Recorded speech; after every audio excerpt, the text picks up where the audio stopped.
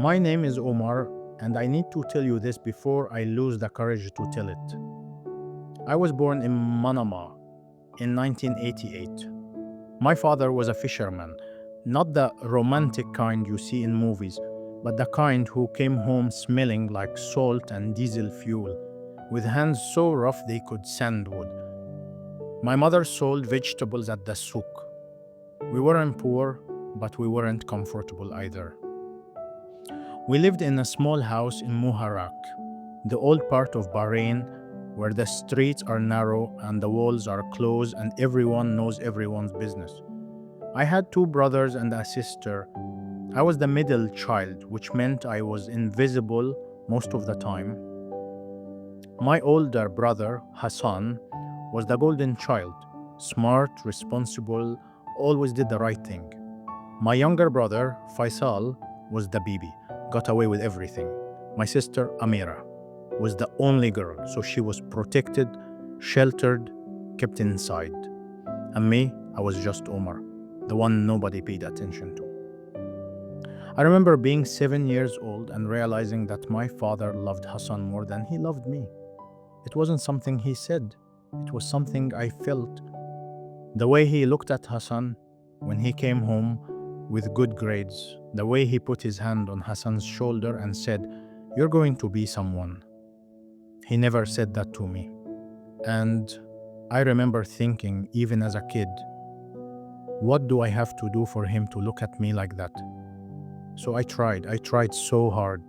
I studied harder than Hassan, but my grades were never good enough. I helped my father on the boat, but I was never strong enough, never fast enough. I memorized the Quran at the mosque, but the Imam always praised Hassan's recitation, never mine. And after a while, I stopped trying. I just became the invisible one, the one who didn't matter. School was worse. I was bullied, not because I was weak, I wasn't. I was actually pretty tough. But I was quiet, and quiet kids are easy targets. There was this group of boys who would wait for me after school. They'd push me, call me names, steal my bag, make me late getting home, and I never told anyone because what was I going to say? "Father, some boys are mean to me." He would have told me to be a man. So I just took it. The worst part wasn't the physical stuff. The worst part was feeling like I didn't matter to anyone, like I could disappear and nobody would notice. I'd sit in class and watch the other kids laughing, talking, being friends, and I felt like I was watching through glass, like I was there, but not really there. And that feeling of being invisible, it stayed with me my whole life. The only place I felt like I mattered was at my Uncle Karim's house. Uncle Karim was my mother's brother, and he was different from everyone else in my family. He wasn't religious. He didn't go to the mosque. He drank alcohol, not a lot, but enough that people talked about it. He listened to Western music. He watched American movies, and he treated me like I was important. He'd ask me questions, real questions. "What do you think about this, Umar? What do you want to do with your life, Umar?"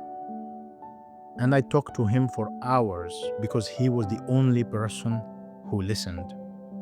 My father hated that I spent time at Uncle Karim's house. He'd say, "That man is leading you astray. He's not a good Muslim, you shouldn't be around him." But I didn't care. Uncle Karim was the only person in my life who made me feel like I existed. When I was 14, my father got sick. Lung cancer from smoking his whole life. He died within 6 months and everything changed. Hassan had to quit school and take over the fishing business. My mother had to work more hours at the souk. Faisal and Amira were too young to help. And me? I was expected to step up, to be a man, to take care of the family. But I didn't know how. I was 14 years old and I didn't know how to be a man. Hassan resented me. He resented that he had to give up his future while I got to stay in school. He'd come home exhausted, smelling like fish, and he'd look at me doing homework and say, "Must be nice." And I felt guilty. I felt guilty for being alive, for being useless, for not being the son my father needed me to be. My father's death broke something in me. I don't know how else to explain it. It was like whatever small hope I had that things would get better just died with him. I started skipping school. I started hanging out with the wrong kids, the ones who smoked cigarettes behind the shopping center, the ones who stole things from stores, the ones who had nothing to lose. And I became one of them. I got arrested when I was 16. Shoplifting. It was stupid. I stole a watch from a store at the mall because one of my friends dared me to. And I got caught. The police called my mother, and she came to the station crying. She didn't yell at me, she just looked at me with these tired eyes and said, "Why are you doing this to us?" And I didn't have an answer. Hassan was furious. He said, "You're destroying this family. You're a disgrace." And maybe he was right. Maybe I was a disgrace, but I didn't know how to be anything else. The judge let me off with community service because I was a minor. But that arrest changed something, not in a good way. It made me angrier. It made me realize that nobody cared what happened to me. Nobody cared if I succeeded or failed. I was just another poor kid from Muharraq who was probably going to end up in prison or dead. I finished school somehow, barely. I didn't go to university. We couldn't afford it, and my grades weren't good enough anyway. I worked odd jobs for a few years, construction, delivery, working at a cafe, whatever I could find. And I was angry all the time, angry at my father for dying, angry at Hassan for resenting me, angry at my mother for being disappointed in me, angry at God for making my life this way. I started drinking when I was 19. Not openly, you can't drink openly in Bahrain if you're Muslim. But there are ways, there are stores that sell alcohol to expats, and if you know the right people, you can buy it. And I knew the right people. I'd drink alone in my room at night, and for a few hours I'd feel nothing, and nothing felt better than feeling everything. It was Hassan who suggested I become a police officer. I was 21, working construction, barely making enough money to help with the bills. And Hassan said, "Why don't you apply to be a police officer? The government pays well. We need the money, and maybe it'll straighten you out." I thought about it. I thought about wearing a uniform, carrying a gun, having authority. And I thought maybe this was my chance. Maybe this was how I could finally be someone. Maybe this was how I could make my family proud. I applied, I got accepted. I went through training at the police academy, and for the first time in my life, I was good at something. I was good at following orders, I was good at physical training, I was good at shooting, at hand-to-hand combat, at thinking under pressure. And when I graduated, I saw my mother cry, not because she was sad, but because she was proud. And Hassan shook my hand and said, "You did good." And I thought, finally I matter. I was assigned to the Manama police station, patrol work mostly, traffic stops, domestic disputes, petty theft. Nothing exciting, but steady. I wore the uniform, I carried the gun, and people looked at me differently. People respected me, people feared me, and I liked it. I liked being someone. I liked that when I walked into a room, people noticed. I liked that when I spoke, people listened. But the job changed me. You see things as a police officer that you can't unsee. You respond to car accidents where children are dead. You break up fights where husbands beat their wives. You arrest teenagers for drugs and you know their lives are over before they even started. You see prostitutes, addicts, people who've given up. And after a while, you stop feeling things. You just go numb. I was numb for years. I worked, I went home, I slept, I worked again. I sent money to my mother. I showed up for family gatherings. I did everything I was supposed to do. But inside, I felt nothing. I felt like I was watching my own life from a distance, like I wasn't really living it. The drinking got worse. It wasn't just a beer after work anymore. It was a bottle of whiskey on my days off. It was drinking until I passed out because that was the only way I could sleep. And I knew it was destroying me, but I didn't know how to stop. I didn't know how to feel anything anymore. I also started gambling. There's this underground card game that happens in Manama. Cops know about it, but we don't shut it down because half the players are cops. I'd go there on weekends, play poker, lose money I didn't have, and I knew I was destroying myself, but I didn't know how to stop. I didn't know how to feel anything anymore. I had friends at the station, good guys mostly. There was Yusuf, who'd been a cop for 15 years, tough, cynical, but loyal. There was Majid, younger guy, always joking around, trying to keep things light. And there was Salman, who was religious, always talked about Allah's will and paradise and doing the right thing. We were a unit. We covered for each other. We trusted each other. We were brothers. But I didn't feel like their brother. I felt like I was pretending. I'd laugh at their jokes. I'd go out with them. I'd act like everything was fine. But inside, I was dying. Inside, I was screaming. And nobody knew. Nobody asked. Because I was good at pretending. One night, we responded to a call.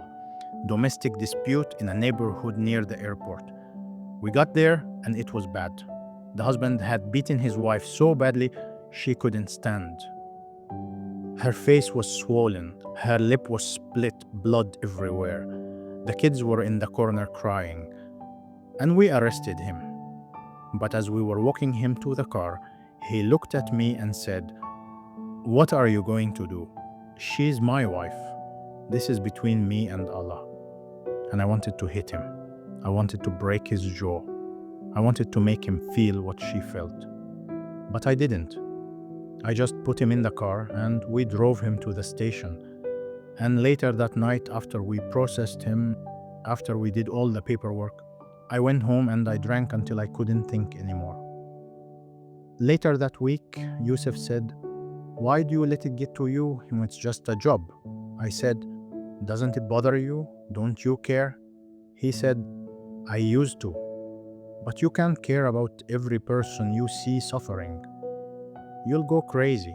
And I realized he was right. I was going crazy. I was drinking more, gambling more, feeling less. And I didn't know how to stop. It was around this time, 2014, I was 26 years old, that I started questioning everything. Not just my job, but my life, my faith, everything. I'd lie awake at night and think, what's the point? What's the point of any of this? I'd think about all the people I'd seen die, all the people I'd arrested, all the suffering I'd witnessed, and I'd think, if Allah is real, if Allah is good, why is the world like this? I couldn't talk to anyone about these thoughts. You don't question Allah in Bahrain, you don't question Islam, you just submit. That's what Islam means, submission. But I didn't want to submit anymore. I wanted answers. I wanted to understand why my life felt so empty, why I felt so alone, why nothing ever got better. I was at my uncle Karim's house one night. He was watching something on his laptop, and I asked him what it was. He said, "A documentary about religion." I said, "What kind of religion?" He said, "Different ones. Christianity, Buddhism, Hinduism, just interesting stuff." I sat down and watched it with him. It was about people who left their religions and found new ones. And there was this one guy, a former Muslim from Egypt, who talked about how he became a Christian. He said, "I was searching for peace and I found it in Jesus. And the way he said it, the way his face looked when he said it, there was something there, something real. I said, "Do you believe that?" My uncle said, "I don't know what I believe, but I think everyone has to find their own truth." I went home that night and I couldn't stop thinking about it. I couldn't stop thinking about that man's face, the way he talked about peace, because I had no peace. I had nothing. I started researching. I'd go home after my shift, open my laptop, and search for things like Christianity versus Islam, and who is Jesus, and why do people convert. And I found videos, articles, testimonies of people who left Islam, and I was terrified because even searching for this stuff felt like betrayal. But I couldn't stop. I watched a video of a debate between a Muslim scholar and a Christian scholar. And the Christian scholar said something that hit me. He said, "In Islam, you work for God's love. In Christianity, God's love is a gift." And I thought about that. I thought about how my whole life I'd been working to make my father proud, working to be good enough, working to earn respect, working to feel something. And I was exhausted. I was so tired of working for something I never received. I started reading the Bible online. I didn't own one. You can't just buy a Bible in Bahrain. But I found websites where you could read it for free. And I started with the Gospels, Matthew, Mark, Luke, John. And I read about Jesus healing people, forgiving people, loving people who didn't deserve it. And I read about him dying on a cross, taking punishment he didn't deserve, so that people could be forgiven. And I thought, if this is true, then everything I've been taught is wrong. If this is true, then God isn't distant and angry. If this is true, then God actually loves people. But I couldn't accept it. I couldn't accept it because accepting it meant I was an apostate, and apostasy in Islam means death. And even if no one killed me, it meant losing everything, my family, my job, my friends, my life. So I tried to push it away. I tried to forget what I read. I tried to go back to being a Muslim, but I couldn't. Every time I went to the mosque, I felt like a liar. Every time someone talked about Allah, I felt empty. And every time I read the Bible, I felt something, I don't know what to call it. Hope, maybe. I started talking to Christians online. I'd go to forums, to chat rooms, and I'd ask questions anonymously. I'd say things like, "I'm just curious about Christianity," or "I'm doing research." And they'd answer patiently, kindly, without judgment. And one guy, an Egyptian Christian living in Germany, sent me a message. He said, "Brother, I know what you're going through. I left Islam too, and I want you to know Jesus is real. And if you call out to him, he will answer." I didn't respond to that message for weeks. I just let it sit there in my inbox because responding meant admitting something to myself. It meant admitting that I was seriously considering leaving Islam. It meant admitting that I believed Jesus might actually be God. It was November 2014. I've been reading the Bible for months at this point, and I was at work one day when we got a call. Suicide attempt. A man had tried to hang himself in his apartment. We got there in time. We cut him down, called an ambulance, saved his life. And as they were loading him into the ambulance, he looked at me and said, "Why did you save me? I don't want to be here anymore." And I didn't know what to say because I understood. I understood wanting to not be here anymore. I understood feeling like life was pointless and empty and unbearable. And I thought, I'm one bad day away from being that guy. That night I went home and I got on my knees. I don't know why I got on my knees. Christians do that when they pray, and I wasn't a Christian. But I got on my knees and I said out loud, "Jesus, if you are real, I need you to show me. I need to know. Because I can't keep living like this. I'm dying inside and I don't know how to stop." And I waited. I waited for something to happen, a voice, a sign, something. But nothing happened, just silence. And I thought, see, it's not real. It's just a story. It's just people trying to make themselves feel better about dying. But then I felt something. I don't know how to explain it. It wasn't a voice, it wasn't a vision. It was just this presence, this warmth, like someone was in the room with me. And I felt peace, real peace. Not the fake peace you get from alcohol or gambling or pretending everything's fine. Real peace. The kind of peace that doesn't make sense, that shouldn't exist given the circumstances of your life, but it's there anyway. And I started crying. I hadn't cried since my father died, but I started crying and I couldn't stop. And I said, Jesus, I believe in you. I don't know what this means. I don't know what I'm supposed to do, but I believe in you. That was the night I became a Christian. November 27th, 2014. I didn't tell anyone. I didn't go to a church. There are no churches in Bahrain for converts. I didn't get baptized. I just started praying to Jesus instead of Allah. I started reading the Bible every night, and that peace stayed with me. Even at work, even when things were hard, that peace stayed with me. But you can't hide something like that forever. Not in a place like Bahrain, not when you're a police officer. The first person who noticed was Salman. He was the religious one in our group, the one who always talked about Islam. And he started noticing that I wasn't going to the mosque anymore. He'd say, "Where were you for Friday prayer?" And I'd make excuses. I was working, or I wasn't feeling well, or I forgot. But the excuses only work for so long. And Salman wasn't stupid. He started watching me more closely. He'd ask me questions about Islam, about faith, about Allah, and I'd give short answers, vague answers, because I didn't want to lie, but I also couldn't tell the truth. It was 6 months after I became a Christian, April 2016, that everything fell apart. I was at the station with Yusuf, Majid, and Salman. We were on break, sitting in the locker room, talking about nothing. And Majid said something, I don't even remember what it was, some joke about paradise and virgins, and everyone laughed, except me.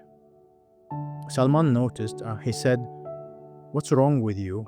You don't think that's funny?" I said, "It's fine. I just don't think we should joke about that stuff." He said, "Since when are you religious?" I said, "I'm not. I just think it's disrespectful." Yusuf said, "You've been acting weird lately. What's going on with you?" I said, "Nothing. I'm fine." But I wasn't fine, and they knew it. They could see it. They could see that something had changed in me.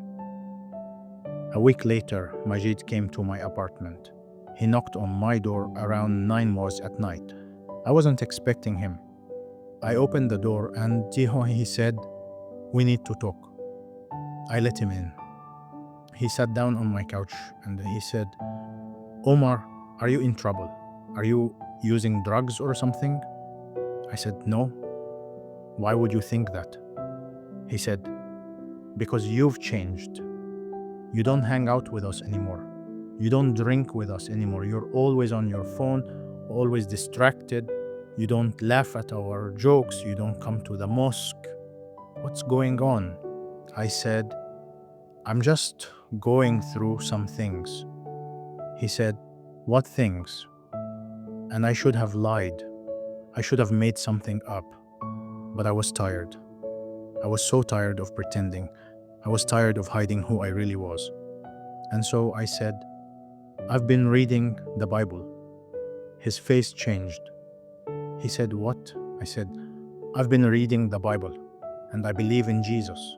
He stood up. His face went red. He said, "Are you serious right now? Are you telling me you left Islam?" I said, "Majid, please, just listen." He said, "No, No, I'm not listening to this. You're an apostate, you've left the faith. Do you know what that means? I said, I know what it means. He said, you're going to hell, and I'm going to tell everyone. I'm going to tell the captain. I'm going to tell your family. Everyone needs to know what you are. I grabbed his arm. I said, Majid, please don't tell anyone. I'm begging you. You're my friend. You're my brother. He pulled away. He looked at me with disgust. He said, you're not my brother anymore. You're a kafir. You're an infidel, and you deserve whatever happens to you. He left. He walked out of my apartment and slammed the door. And I knew my life was over. I knew that within 24 hours, everyone would know. My family would know. My coworkers would know. The whole station would know. And I knew what would happen after that. I didn't sleep that night. I sat on my couch with my Bible in my lap and I prayed. I said, Jesus, I don't know what to do. I don't know what's going to happen, but I trust you. I trust that you are with me. Please help me. The next day at the station was the worst day of my life. I walked in and everyone knew. I could see it on their faces. Yusuf wouldn't look at me. Salman wouldn't look at me. Even the guys I barely knew were staring at me. And then the captain called me into his office. Captain Rashid was a big man, not tall but wide, with a thick beard and a deep voice. He'd been a cop for 30 years. He was respected, feared, and he was very religious. I walked into his office and he said, sit down. I sat. He said, I've been hearing some things about you. I said, what things? He said, that you've left Islam, that you're a Christian now. I didn't say anything. He said, is it true? I looked at him and I thought about lying. I thought about denying it, about saying Majid was confused, about trying to save myself. But I couldn't. I couldn't deny Jesus. Not after what he'd done for me, not after the peace he'd given me. I said, yes. He leaned back in his chair. He looked at me like I was something disgusting. He said, you know I can't have an apostate working here. You know that, right? I said, I'm still a good cop. My faith doesn't change that. He said, your faith? You don't have faith. You've betrayed Allah. You've betrayed your country. You've betrayed your brothers. You've betrayed everything you swore to uphold when you put on that uniform. I said, I didn't betray anyone. I just found something that gave me peace. He said, peace? You want peace? You should have stayed Muslim. You should have submitted to Allah. That's where a peace comes from. I said, I tried.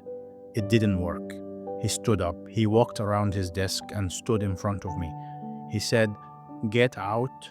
You're suspended pending investigation.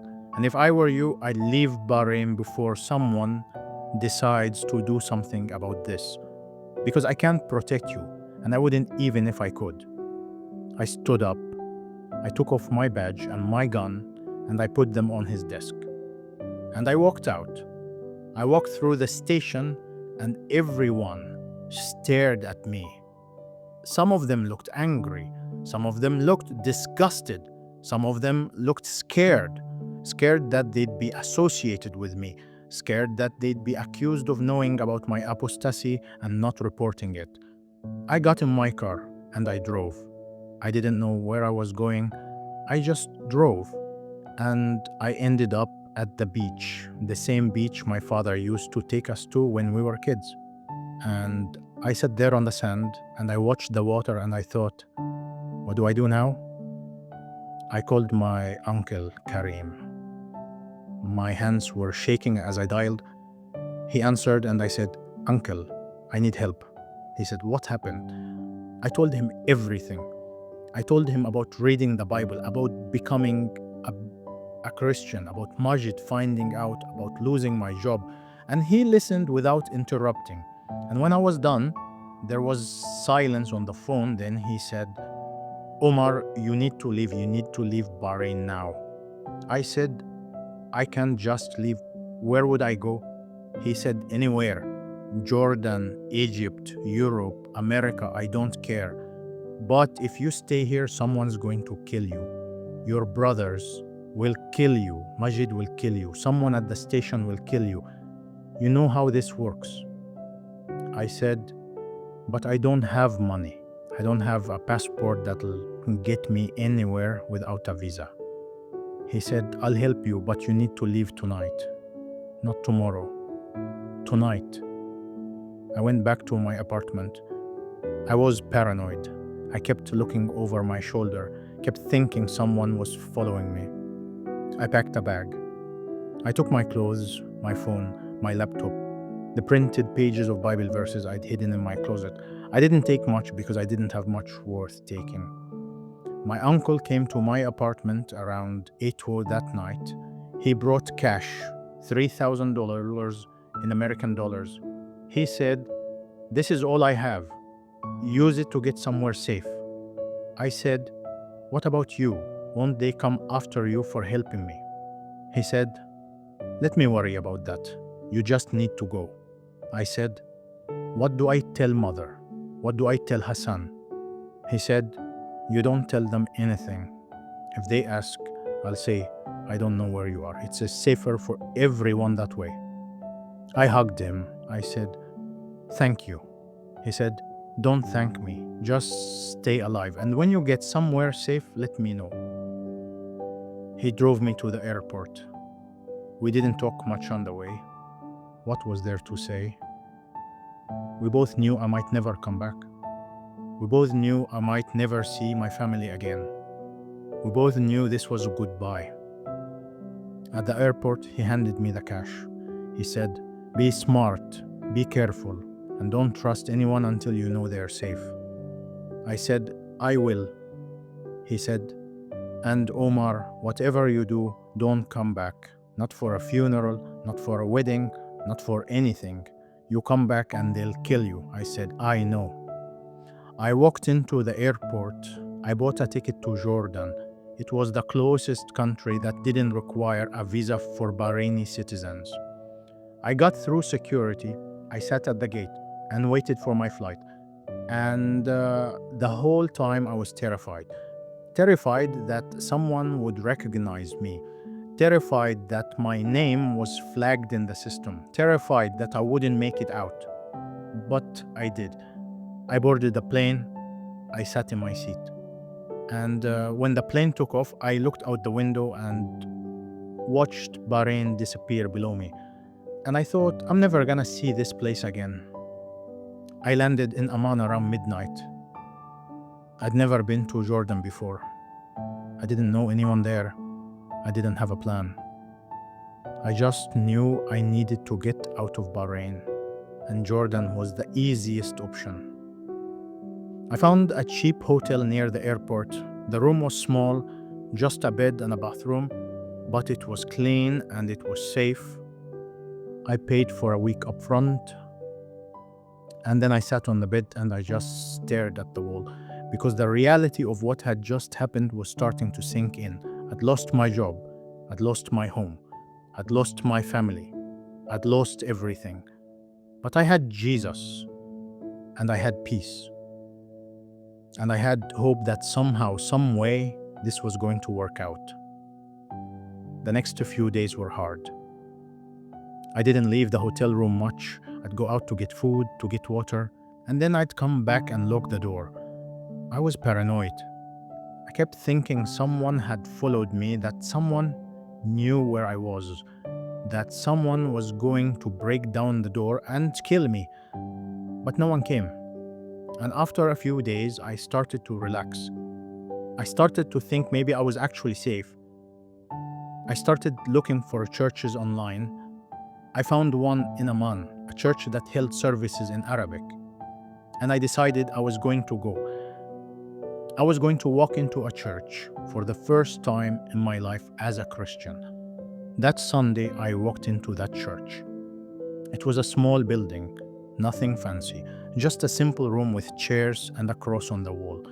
And When I walked in, people greeted me. They shook my hand. They welcomed me, and I felt like I belonged. The service was in Arabic, and they were singing worship songs about Jesus, about his love, about his sacrifice. And I just started crying because for the first time in my life, I was free to worship Jesus openly. I was free to say his name out loud. I was free to sing about him, to pray to him, to be who I really was. And it was the most beautiful thing I'd ever experienced. After the service, a pastor came up to me. His name was Pastor Samir. He was maybe 50 years old with gray hair and kind eyes. He said, "I've never seen you here before. Are you visiting?" I said, "Sort of. I'm from Bahrain. I left because I became a Christian." His expression changed. He said, "Come with me." He took me to his office. He sat me down and he said, "Tell me your story." And I did. I told him everything about growing up in Bahrain, about becoming a cop, about finding Jesus, about losing everything. And he listened. He didn't interrupt. He didn't judge. He just listened. When I was done, he said, "Brother, you're not alone. There are many like you, people who've left Islam, people who are in hiding, people who are waiting for asylum, and we're going to help you." He introduced me to other believers at the church, Jordanians, Syrians, Iraqis, Saudis, people who'd left Islam, people who were refugees, people who understood what I was going through. And for the first time since I left Bahrain, I didn't feel alone. Pastor Samir connected me with a lawyer who specialized in refugee cases. The lawyer's name was Nabil, and he explained the process to me. He said, "You need to apply for refugee status with the UNHCR, the UN Refugee Agency. It's a long process. Could take months, could take years, but it's your best option." I said, "What if they don't accept me?" He said, "Then we'll figure out something else. But let's start here." I applied for refugee status in December 2015. The process was exactly as long and complicated as Nabil said it would be. There were interviews, background checks, paperwork, more interviews. They wanted to know everything: why I left Islam, why I couldn't go back to Bahrain, what would happen if I went back. And I told them the truth. I said, if I go back, they'll kill me. My own family will kill me. The police will kill me. I'm an apostate, and the punishment for apostasy is death. While I waited, I lived in Jordan. I couldn't work legally because I didn't have a work permit, so I did odd jobs, cleaning, construction, whatever I could find that paid cash. I lived in a small apartment with 3 other refugees, 2 from Syria, 1 from Iraq. We shared rent, shared food, shared our stories. It was hard. It was really hard. There were days I wanted to give up, days I thought maybe I should just go back to Bahrain and face whatever happened. Days I felt so alone and hopeless that I didn't know how to keep going. But I had a church, I had Pastor Samir, I had other believers who prayed for me, who encouraged me, who reminded me that Jesus was with me. And I had peace. That same peace I felt the night I gave my life to Jesus. It stayed with me through everything. It took 8 months of waiting, of interviews, of not knowing if I'd be approved or denied, 8 months of living in limbo, not able to move forward, not able to go back. And then in August 2016, I got the call. Nabil said, "Omar, you've been approved. You're going to Canada." I said, "What?" He said, "You've been accepted for resettlement in Canada. They're going to fly you to Toronto. You'll have refugee status there. You'll be able to work, to study, to build a life." I couldn't believe it. I said, "When?" He said, 2 weeks. They're processing your travel documents now." 2 weeks later, I was on a plane to Toronto. I'd never been on a plane that long before. It was 14 hours from Amman to Toronto, and the whole flight I kept thinking, this isn't real. This can't be real. But it was real. I landed in Toronto in September 2016. It was cold, colder than anything I'd ever felt in Bahrain. And I didn't speak English very well. And I didn't know anyone.